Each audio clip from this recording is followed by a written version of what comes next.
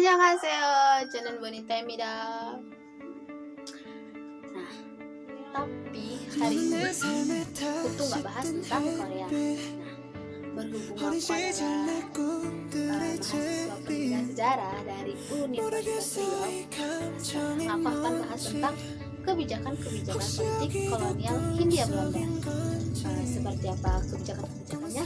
Let's check this out.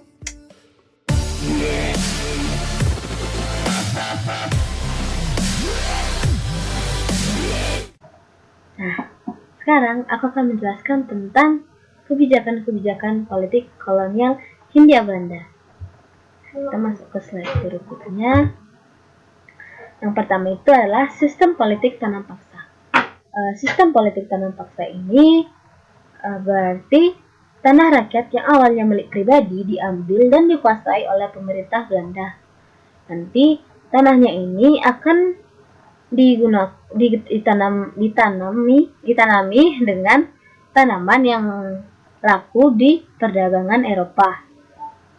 Contohnya saja ada kopi, ada gula yang terbuat dari tebu jelasnya, ada teh, ada tembakau, kapas, juga ada nilam atau indigo. Nah, kebijakan ini awalnya ditujukan karena bangkrutnya VOC. Nah, setelah bangkrut VOC, pihak Belanda itu mendapatkan kerugian dan hutang sebesar 134,7 juta gulden. Hal ini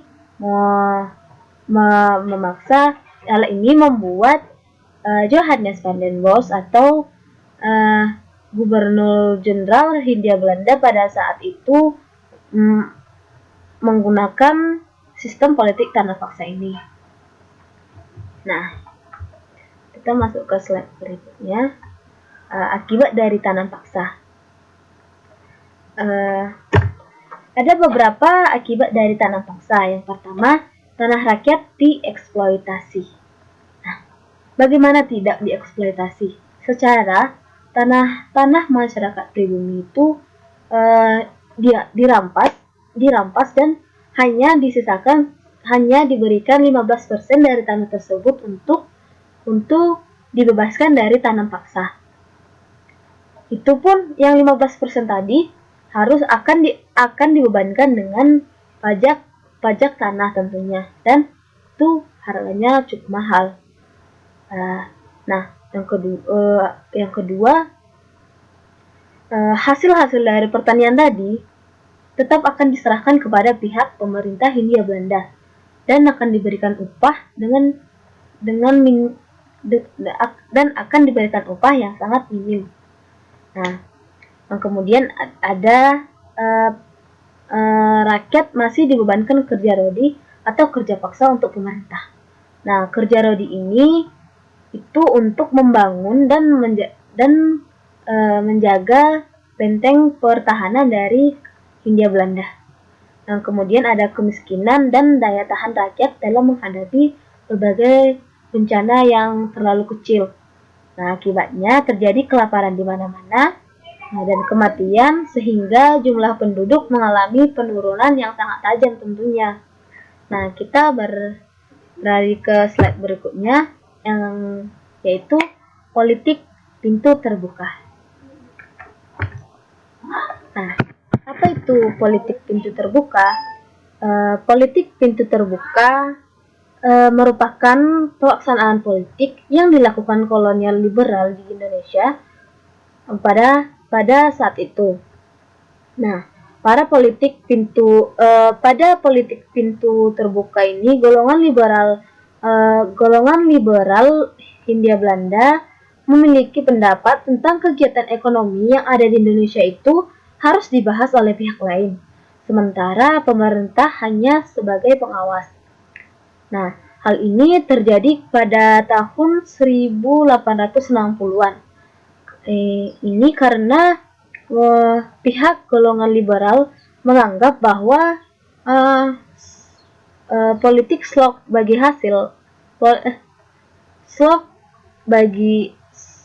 batik politik atau politik pencari keuntungan besar itu ditentang oleh golongan liberal tadi, sehingga mereka mendapatkan dukungan dan suara terbanyak di parlemen. Nah, setelah mereka memenangkan hak parlemennya, kaum liberal berusaha untuk memperbaiki taraf hidup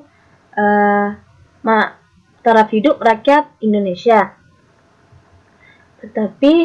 Tetapi masih tetap dijajah oleh Hindia Belanda.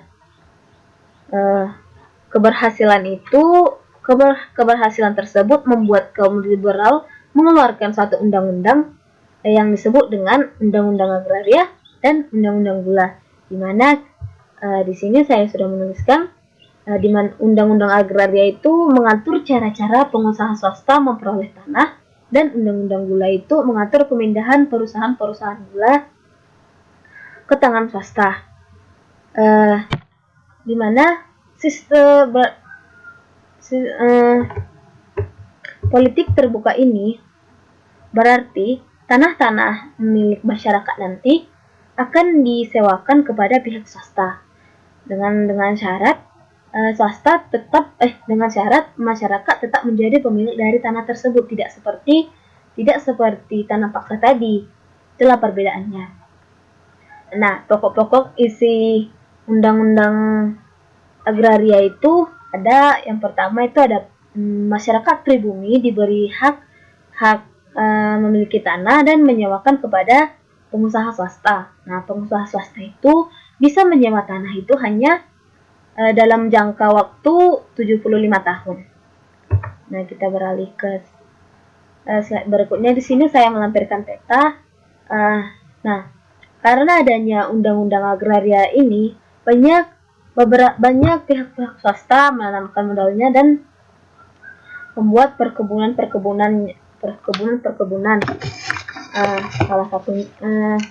Salah satunya ada beberapanya ada perkebunan tembakau di Bali,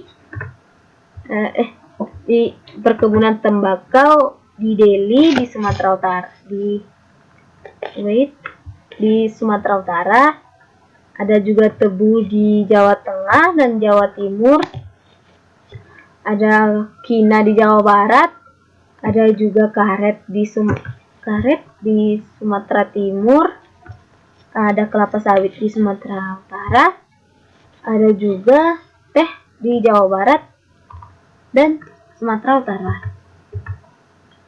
Nah, berikutnya kita membahas politik etis.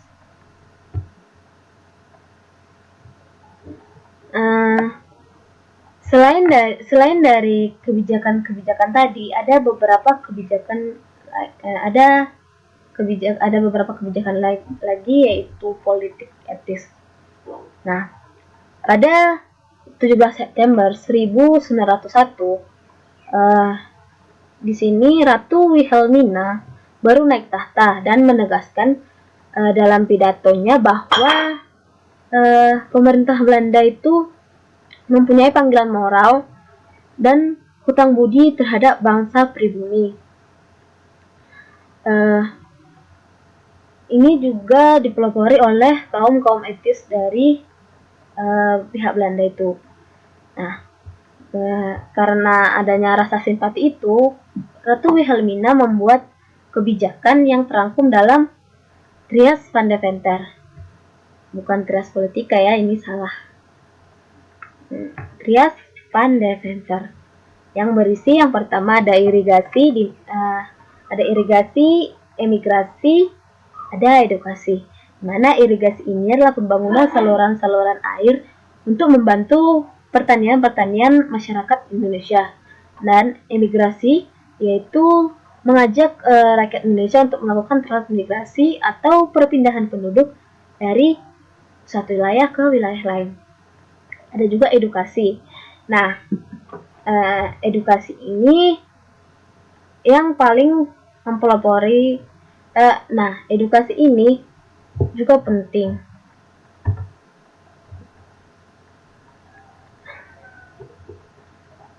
Sebagai bukti dari rasa simpati pemerintah Hindia Belanda,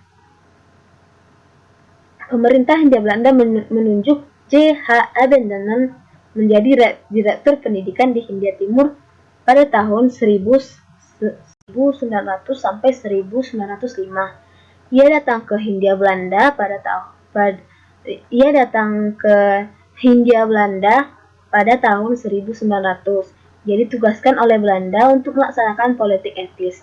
Nah, di bawah Abendanon, sejak tahun 1900 mulai berdiri sekolah-sekolah baik itu untuk kaum priai ataupun rakyat biasa. Yang sekolah-sekolah ini hampir merata di daerah-daerah Indonesia.